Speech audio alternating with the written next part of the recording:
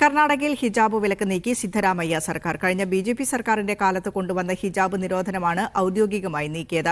വിദ്യാഭ്യാസ നിയമത്തിന് കീഴിൽ ചട്ടം കൊണ്ടുവന്നാണ് കുട്ടികൾക്ക് ഹിജാബ് ധരിക്കാൻ അനുമതി നൽകിയത്. സംസ്ഥാനത്തെ വിദ്യാഭ്യാസ സ്ഥാപനങ്ങളിൽ ഹിജാബ് നിരോധിച്ചത് രാജ്യത്തെങ്ങും വലിയ പ്രതിഷേധത്തിനാണ് വഴിയൊരുക്കിയത്. ഷഫീഖ് നസ്രുള്ള വിശദാംശങ്ങളുമായി ചേരുന്നുണ്ട്. ഷഫീഖ്, പറയൂ.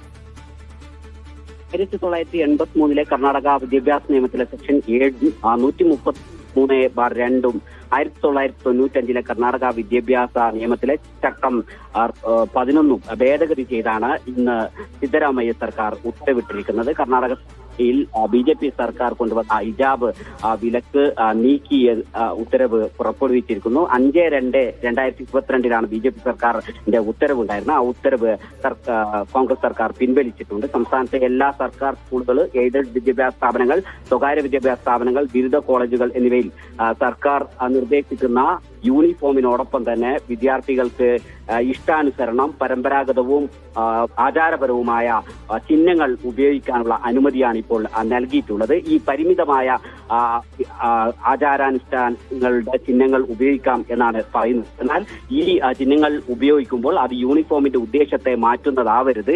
അനുവദനീയമായ പരമ്പരാഗതവും ആചാരാധിഷ്ഠിതവുമായ ചിഹ്നങ്ങൾ വിദ്യാർത്ഥികൾ സാധാരണയായി തലപ്പാവ്, ശിരോവസ്ത്രം എന്നിവ അല്ലെങ്കിൽ മറ്റു സമാനമായ ഏതെങ്കിലും സ്വഭാവത്തിൽ ഉള്ള ഈ ചിഹ്നങ്ങൾ ഉപയോഗിക്കാം എന്നാണ് ഇപ്പോൾ പുതിയ ഭേദഗതിയിൽ ഉള്ളത്. ഇത് പക്ഷേ അച്ചടക്കത്തെയും സുരക്ഷയെയും വിദ്യാർത്ഥികളെ തിരിച്ചറിയുന്നതിനെയും ബാധിക്കരുത് എന്നും ഈ ചട്ടത്തിൽ സൂചിപ്പിക്കുന്നുണ്ട്. നിശ്ചിത യൂണിഫോമിനൊപ്പം ഇത്തരം പരിമിതമായ പരമ്പരാഗതവും ആചാരപരവുമായ ചിഹ്നങ്ങൾ ധരിക്കുന്നതിന്റെ പേരിൽ ഒരു വിദ്യാർത്ഥിക്കും ഒരു വിദ്യാഭ്യാസ സ്ഥാപനത്തിലേക്കോ ക്ലാസ് മുറിയിലേക്കോ പരീക്ഷാ മുറിയിലേക്കോ അതോടൊപ്പം തന്നെ അക്കാദമിക് പ്രവർത്തനങ്ങളിലേക്കോ പ്രവേശനം നിഷേധിക്കാൻ പാടില്ല എന്നതിൽ കർശനമായി പറയുന്നുണ്ട്. നേരത്തെ ഹിജാബ് ധരിച്ച കുട്ടികളെ ക്ലാസ് മുറിയിൽ നിന്ന് പുറത്താക്കിയിരുന്നു. ഈ ക്ലാസ് മുറിയിൽ നിന്ന് പുറത്താക്കുകയോ പരീക്ഷാ ഹാളിൽ നിന്ന് ഒഴിവാക്കുകയോ ചെയ്യരുത്, അക്കാദമിക് പ്രവർത്തനങ്ങളിൽ നിന്ന് നിഷേധിക്കരുത് എന്നതാണ് ഇതിൽ വളരെ പ്രധാനമായി പറയുന്നത്.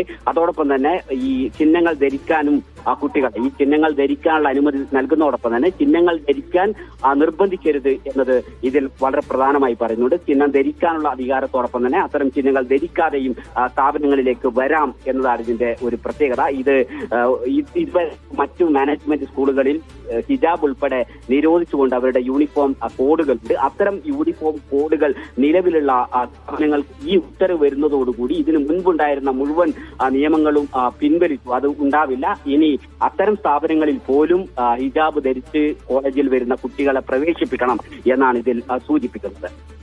ശരി, ഷഫീഖ് നസ്രുള്ളയാണ് വിശദാംശങ്ങൾ പങ്കുവച്ചത്.